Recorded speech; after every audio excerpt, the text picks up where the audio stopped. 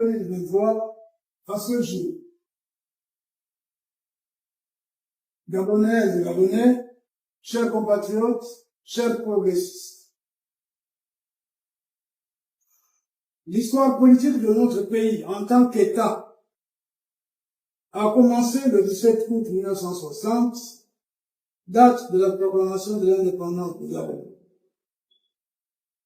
Indépendance octroyée par la France, pays colonisateur, dont on peut rappeler ici quelques faits historiques marquants.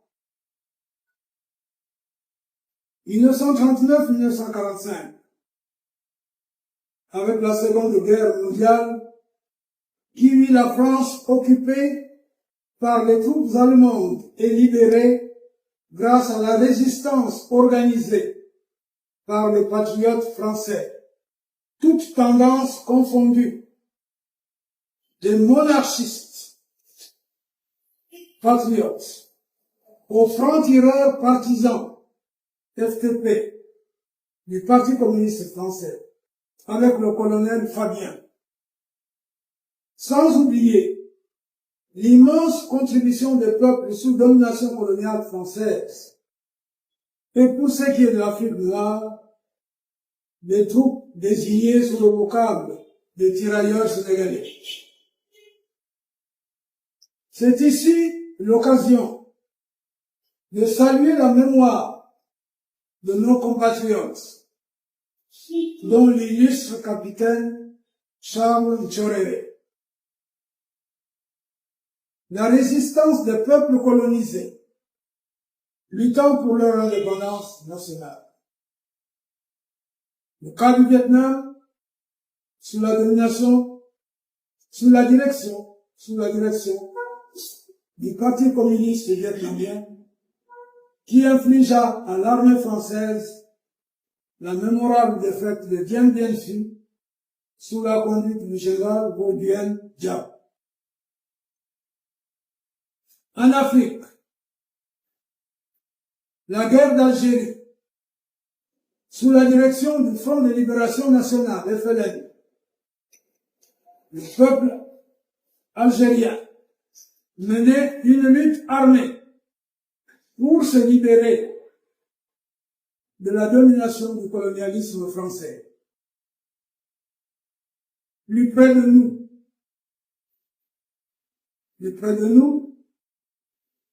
la lutte armée du peuple camerounais, sous la direction de Ruben Kouniobe, dirigeant de l'Union du peuple camerounais, UPC. Pour ce qui est de notre pays, faut-il le rappeler, la pénétration coloniale a rencontré une résistance farouche des peuples autochtones. Ainsi Wongo, en pays Adouma, Mbomba Nyange, en pays Tsowo, Nyonmakit en pays Poulou, et Manton, en pays Fan, et bien d'autres, ont été les figures marquantes de cette résistance. Le dénominateur commun qui caractérisait ces résistants était leur volonté, leur détermination et leur clairvoyance à défendre leur peuple. C'est donc une France affaiblie qui voit le retour à la direction de l'État du général Charles de Gaulle en mai 1958 par un processus politique que François Mitterrand qualifiera de coup d'État. Il est investi président du Conseil le 1er juin de la même année, avec les pleins pouvoirs pour rédiger une nouvelle constitution qui fonde la 5e République française.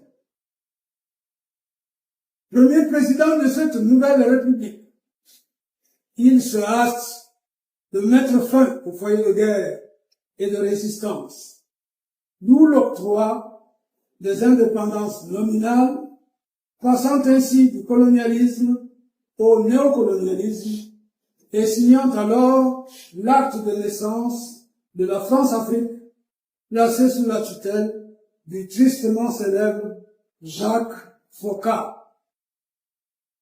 De fait, naîtra une classe politique au service des intérêts étrangers et d'une infime minorité de Gabonais au détriment de la grande majorité du peuple, marginalisé et privé de retombées d'immenses richesses du pays.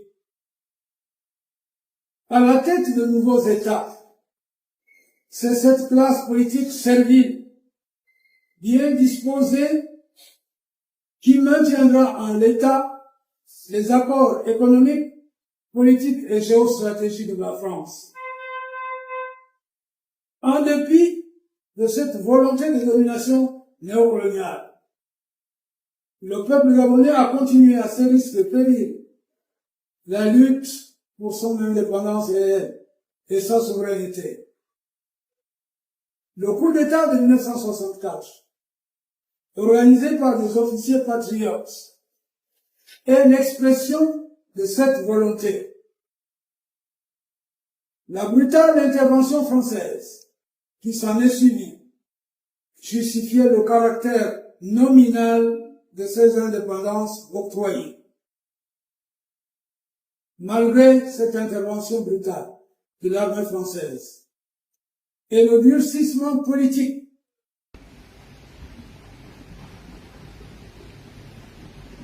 du régime néocolonial de Léon, régime qui deviendra de plus en plus autoritaire, la volonté du peuple gabonais de se libérer du joug étranger est restée inébranlable. Arrivé au pouvoir des Bongo de 1967 à 2023 n'a rien changé quant au fond, au caractère néocolonial du système, avec la patrimonialisation de l'État, aidée par la mise en place de ce qu'Omar Bongo appellera des roitelets, chargés dans chaque province du suivi de l'application de la politique du monarque. La géopolitique en est la triste expression qui exacerbe l'ethnicisme plutôt, le tribalisme, le planisme, le régionalisme. On a même pu parler de provinces sœurs. Face à ce régime, le peuple gabonais, sous des formes multiples et variées, a poursuivi la lutte pour la conquête de sa liberté, dans laquelle beaucoup de patriotes ont payé de leur vie. C'est le cas de Germain Ba, Michel Fanginoveni, le capitaine Manza, Lukakas Msengi, Martin Moulabou, Momoubeka et d'autres encore. Nous ne pouvons oublier la marche héroïque de Morena en 1983, suivie de nombreuses arrestations de patriotes courageux, tels que Simon Yonaba, Lukwamba Nzengi, Thomas Dilimze, Jean-Baptiste Ngelanito, Jules Babeka, Luc Bengomussi, Paulin Boutamba Moumouni et bien d'autres. Tout comme nous n'oublierons jamais l'attitude courageuse de l'illustre Jules Aristide Moudès Oguigende, qui, résolument déterminé à défendre les valeurs démocratiques, avait démissionné avec fracas en tant que député, PDG et président de l'Assemblée nationale. C'est ici l'occasion pour nous de leur rendre un vibrant hommage et d'exprimer notre reconnaissance pour leur patriotisme exemplaire. Patriotisme exemplaire dont feront montre tous les martyrs des massacres de 2009-2016,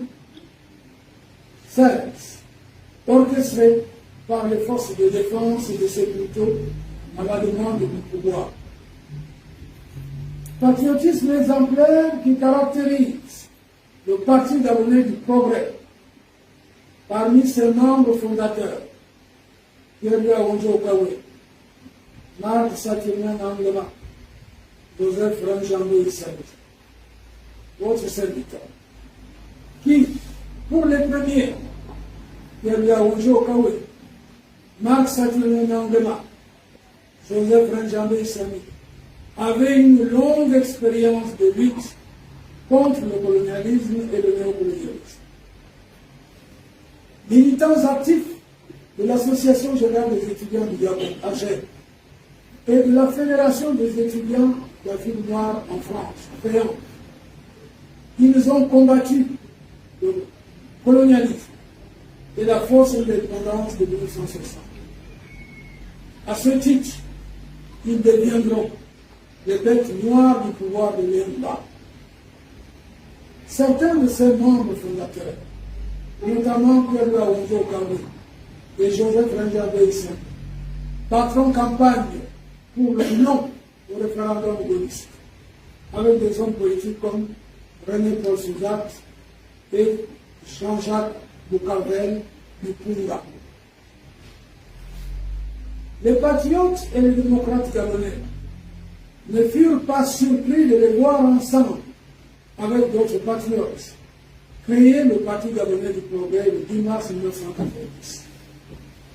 Leur rôle a été même déterminant lors de la conférence nationale, je dirais celle-là, inclusive, de 1990.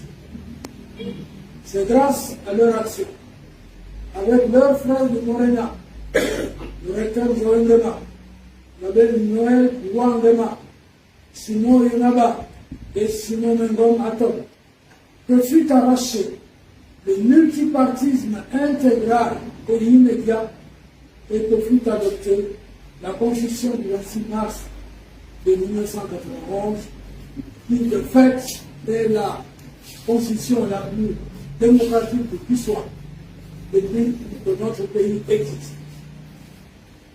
Qu'en est-il aujourd'hui?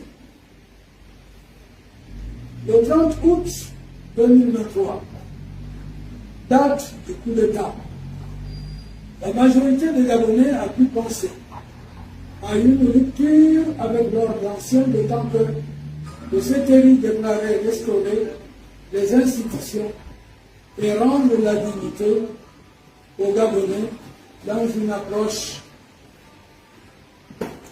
inclusive. Après la survenue de ce coup d'État,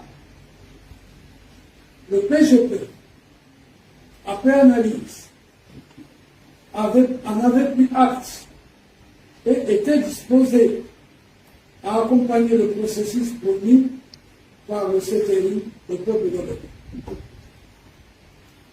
Le PGP pensait que les initiateurs du coup d'État de 2023 étaient animés du même état d'esprit que leurs devanciers de 1964.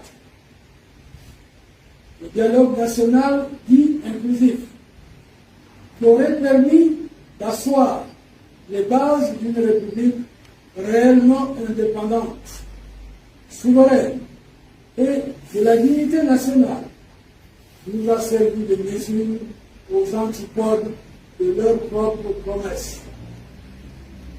C'est ainsi qu'en lieu de place de la restauration des institutions, le CTI nous a offert la restauration et le renforcement du système Bongo-PDG. De ce dialogue a découlé une constitution liberticide, hyper-présidentielle, taillée sur mesure, et dont la caractéristique majeure est l'absence du principe de la séparation des pouvoirs exécutif, pouvoir législatif, pouvoir judiciaire. Principe de séparation du pouvoir qui fonde un véritable état de droit, gage d'institutions fortes, et non par la concentration des pouvoirs entre les mains d'un seul homme, un homme fort au-dessus de toutes les institutions républicaines. À titre d'exemple, le pouvoir législatif reste une caisse de résonance pour légitimer tous les caprices du prince, comme le montre la récente adoption de la taxe d'habitation, pourtant abondamment décriée et réfutée par la grande majorité du peuple. Le pouvoir judiciaire qui, quant à lui, est censé rendre la justice au nom du peuple gabonais, est tenu de rendre la justice au nom du chef suprême de la magistrature qui, lui, étant au-dessus de la loi, devient de fait la loi elle-même. La parodie de procès de la famille Bongo-Valentin est une parfaite illustration d'une justice sélective, partiale et de la faillite inquiétante de l'état de droit. Un autre exemple, révélateur de l'effondrement de notre état de droit, est l'arrestation humiliante et incompréhensible, humiliante et incompréhensible, de M. Harold Leka, directeur général de Gabon Mediataï, pour des motifs n'ayant aucune consistance juridique. Un traitement qui porte gravement atteinte aux droits humains, particulièrement la liberté de la presse et d'expression pourtant consacrée par la Constitution. Et que dire de la Cour constitutionnelle qui, à l'observation, demeure la même tour de Pise, avec la même configuration, avec à sa tête, à chaque fois, un membre de la famille au pouvoir, en vue de toujours garantir et réajuster les résultats frauduleusement obtenus. Le code électoral, quant à lui, a été conçu comme un véritable outil d'aide à la liquidation de la démocratie, au retour au parti unique et à l'organisation d'élections non transparentes. Pour preuve, les élections jumelées du 27 septembre 2025 ont été un véritable fiasco reposant sur un code électoral au service exclusif d'un pouvoir autocratique. En effet, l'organisation des élections par le seul ministère de l'Intérieur en est la parfaite illustration, comme le démontrent les faits observés tout au long du processus. Observation préélectorale. Au lieu de procéder à la mise à plat de la liste électorale issue du cafouillage des élections générales de 2023, le gouvernement s'est contenté de la réviser, reconduisant les mêmes incongruités qu'elle renfermait, à l'exemple du maintien de l'électeur décédé. Possibilité de retirer les cartes de procuration en dehors des commissions électorales. Des ordres inexpliqués sur les délais de dépôt de dossiers de candidature, ce qui révèle l'impréparation et la cacophonie au ministère de l'Intérieur. Adjonction de pièces additionnelles non indiquées dans la loi électorale pour être retirées au dernier moment, cause de dépenses supplémentaires indues, alourdissant le processus et entraînant des retards dans la constitution des dossiers. Ce fut le cas de l'exigence de certificat de résidence qu'il fallait se procurer moyennant 3 000 francs, 5 000 francs, 15 000 francs, 20 000 francs, voire 30 000 francs, c'est pas la pièce, selon la localité. Hausse vertigineuse des frais d'établissement de la procuration. Dans la loi, ce qui apparaît comme une discrimination, car n'accèdent à l'obtention de cette pièce que ceux qui ont les moyens. En effet, le montant des frais, jadis fixé à 1500 francs CFA pour les candidats nés au Gabon, est passé à 5 000 francs pour le Gabonais né à l'étranger, il est passé de 10 000 à 20 000. Mise en place tardive de nombreuses commissions électorales locales, entraînant de facto des retards considérables.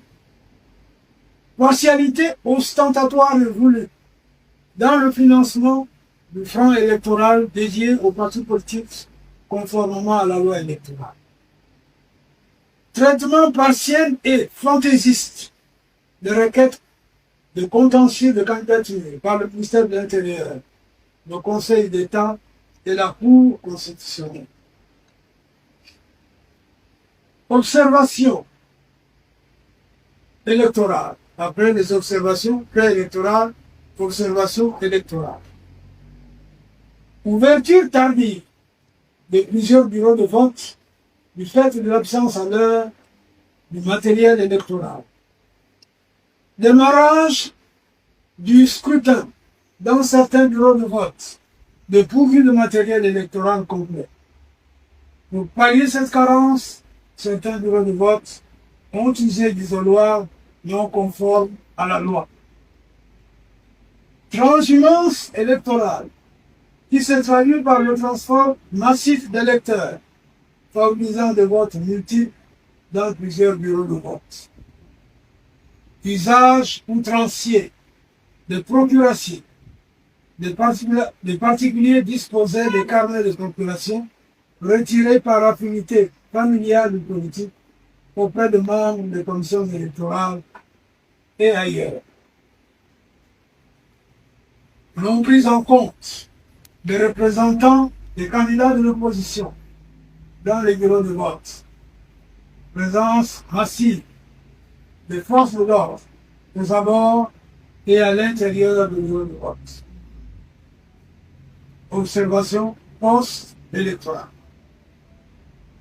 Dépouillement tardif dans certains bureaux de vote éclairés par des moyens de fortune, torches de téléphone portable, faute d'électricité, refus de procès-verbaux aux représentants de certains candidats après le dépouillement des sièges.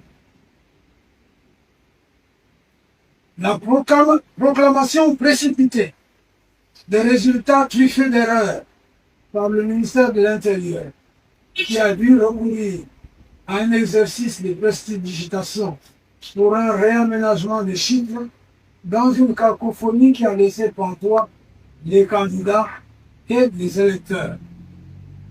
Annulation illégale par le ministère de l'Intérieur du scrutin dans certaines circonscriptions électorales. Cette disposition ne relève pas de sa compétence, mais de celle de la Cour constitutionnelle. Eu égard à tout ce qui précède, les évidences démontrent que la transition a échoué par rapport à la mise en place d'institutions fortes et démocratiques. Chers compatriotes, chers progressistes, le CETERI, faut-il le rappeler, a promis rendre la dignité aux Gabonais. Rendre la dignité aux Gabonais est, il convient de le reconnaître, un défi difficile à réaliser par un pouvoir néocolonial incarné par le système Bongo PDG-UDD, addict à appliquer les accords léonins qui ont toujours pignon sur rue dans la vie politique de notre pays. Accords qui s'appliquent à la fois à la vie politique, mais à la vie économique et sociale de notre pays. L'adoubement de nos dirigeants par la France, le pillage continu de nos richesses, de nos matières premières, l'imposition du franc CFA du franc CFA et du français comme langue officielle, imposition du franc CFA et imposition de la langue française comme langue officielle au détriment des langues nationales. Tout ceci constitue un ensemble systémique de facteurs du sous-développement du Gabon et de la paupérisation du plus grand nombre de Gabonais. Ainsi, au terme de 2 ans de transition, la promesse de rendre la dignité aux Gabonais n'a pas été au rendez-vous. On a plutôt assisté aux destructions massives des habitations, jetant à la rue des centaines de compatriotes, réduisant à néant le fruit de leur dur labeur. Où est la dignité des Gabonais? Où est la dignité des Gabonais? La persistance de l'inflation qui amplifie le phénomène endémique de la vie chère, malgré la création d'un ministère dédié à la problématique de la vie chère, de la cherté de la vie. L'absence continue d'eau courante et d'électricité dans les ménages. L'instauration d'une taxe foncière sur l'habitat, alors même que l'État ne dispose d'aucun service de base crédible fonctionnel pour les populations les plus défavorisées.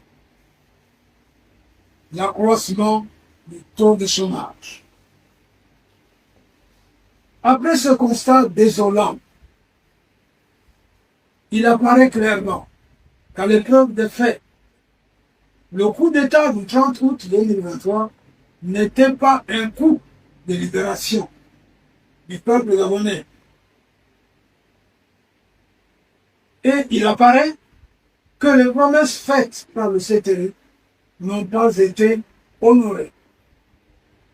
Par ailleurs, les accords léonins signés entre le Gabon et la France, ont toujours, disons-nous, pignon sur notre souveraineté nationale, se caractérisant par l'implication de la France dans le choix des dirigeants. Le Gabon indépendant depuis plus d'un demi-siècle est lié à son colonisateur, la France, par ses accords de coopération. Ce sont ces accords, qualifiés de léonins, qui constituent le principal facteur exogène de la misère et du soulèvement et du sous-développement qui sévissent dans notre pays. Pour pérenniser sa mainmise sur son héritage colonial, la France veille à ce qu'il y ait toujours un régisseur, en fait une marionnette à la tête de l'État de l'Europe. Il n'y a donc pas de surprise par rapport à la réalité politique que nous vivons aujourd'hui. Le coup d'État du 30 août 2023 aurait pu être l'occasion pour nos forces de défense et de sécurité de faire amende honorable auprès de son peuple, auprès du peuple qu'elles sont censées protéger. Amende honorable non seulement en réalisant effectivement les promesses de restauration des institutions et de restauration de la dignité de l'État, mais aussi en mettant en place la commission vérité, justice, réparation, réconciliation, réclamée par les Gabonais avec persistance. Ce qui aurait été un acte de rédemption que le peuple gabonais pouvait accepter en leur accordant une circonstance atténuante. Gabonaises, Gabonais, chers compatriotes, chers progressistes. Au moment où se dissipe l'illusion d'une libération qu'aurait été le coup d'État du 30 août 2023, où les yeux des plus naïfs s'ouvrent et constatent le maintien du système ancien, où l'oligarchie se reproduit entre copains, coquins et consanguins. Il devient donc urgent de se remobiliser sur la base de la défense des intérêts du peuple gabonais, de toutes nos provinces, de toutes nos nationalités, nos ethnies. Et ceci est un impératif crucial. Ériger la ligue du patriotisme conséquent contre laquelle viendront se briser des mauvaises pratiques de toute nature divisions ethniques, provinciales et autres. Se préparer pour une lutte qui peut être de longue durée. Cela passe par la construction d'un large front de tous les démocrates. De tous les démocrates, vous verrez ça.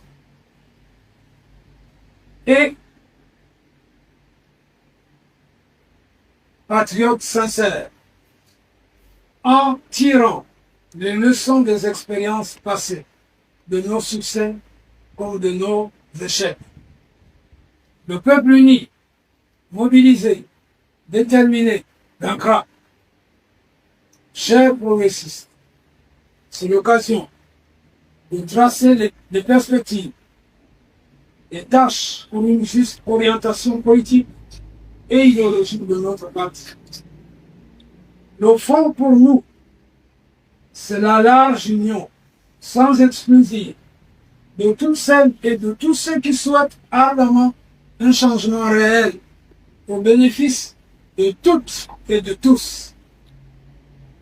Dans son célèbre poème, La rose et le réséda, publié pour la première fois en 1942, et dans une dédicace ajoutée en 1945, Louis Aragon, poète français, chante du Dieu des Françaises et des Français, des monarchistes aux communistes, des croyants aux non-croyants. Dans cette dédicace, il cite Gabriel Péry, très jeune, qui est un dirigeant du Parti communiste, fusillé en 1941. Destienne Thor, qui était un anarchiste, officier de marine, catholique, exécuté en 1941. Guy Moquet, lycéen de 17 ans, fils d'un dirigeant communiste, fusillé en 1941. Dru, dirigeant de la jeunesse étudiante chrétienne, exécuté en 1944. Chers progressistes, chers compatriotes, il n'y a aucune fatalité à l'oppression, aucune fatalité à la domination et à l'injustice. Aucune. Notre peuple est un peuple considérable, comme nous l'enseignent de grands musiciens et poètes gabonais, Pierre Claver a fait d'aider. Le parti gabonais du progrès a connu des heures de gloire, mais aussi traversé des moments difficiles. Mais le PGP est là, toujours là. Mbembe, Maître Awonjo Kawe, notre regretté dirigeant, nous disait avec clairvoyance, le PGP est comme un roseau. Il plie, mais il ne rompt pas. Chers progressistes, il nous revient chaque jour de méditer cette pensée et d'agir en conséquence dans la lutte quotidienne pour la démocratie et les libertés. Là où chacun se trouve. Là où se trouve chacun.